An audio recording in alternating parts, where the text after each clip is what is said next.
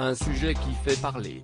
Depuis plusieurs semaines, les élections présidentielles de 2022 sont au centre de l'attention médiatique.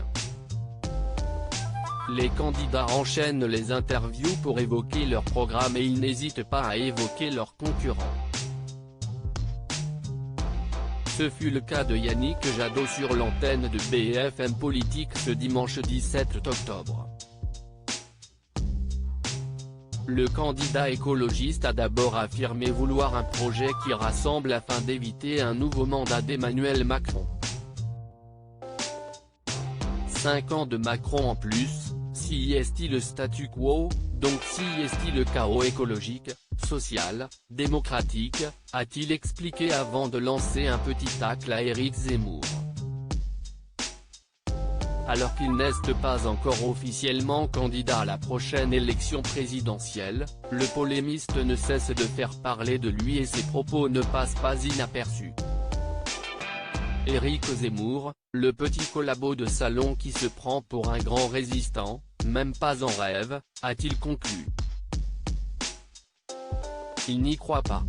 Selon Yannick Jadot, Éric Zemmour est quelqu'un qui, objectivement, arrive en disant au fond qu'il n'y a pas de solution aux questions des Français, sur le pouvoir d'achat ou l'économie, explique-t-il d'abord. Au fond il ne répond à rien, il dit qu'il y a un bouc émissaire, les musulmans, a-t-il poursuivi. En évoquant les musulmans, le candidat écologiste fait référence aux propos tenus par le polémiste il y a quelques semaines.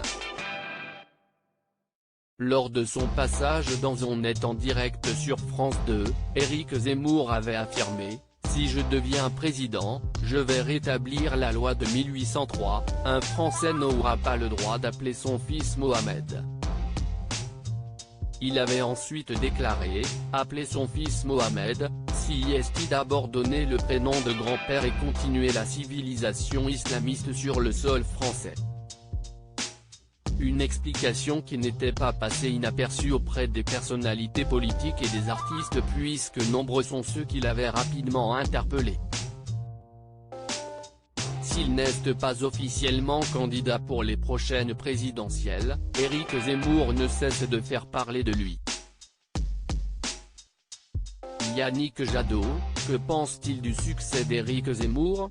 Un sondage réalisé par Harris Interactive pour le Media Challenge a été publié le 6 octobre dernier. Dans celui-ci, il était indiqué que Éric Zemmour parviendrait à se qualifier pour le second tour des élections. Selon Yannick Jadot, ce succès ne serait que le résultat d'une classe politique qui a dirigé pendant longtemps et provoqué des angoisses chez les Français, a-t-il affirmé sur l'antenne de BFM Politique. Reste donc à savoir si le polémiste va officialiser sa candidature dans les prochaines semaines.